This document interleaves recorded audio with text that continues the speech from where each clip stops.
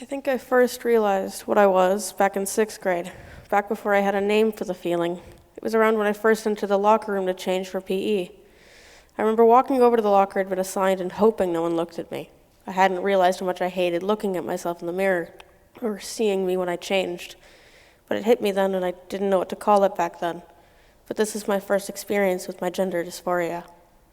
Most of middle school was spent in my head, building all the characters I've created, trying to make them reflect on how I was feeling, to try and make sense of myself and the jumbled chaos in my head. I made many trans and LGBT characters, most with dark and heavy trauma, because trying to find creative scars to give them and stories was easier to understand than my own mind.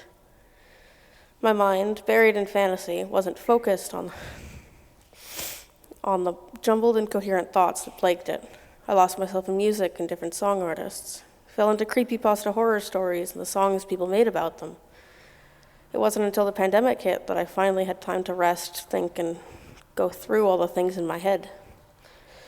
I spent a lot of time discussing my thought process with my friend from school to try and make what was going on make sense. If I didn't have her support, I don't know what I would have done.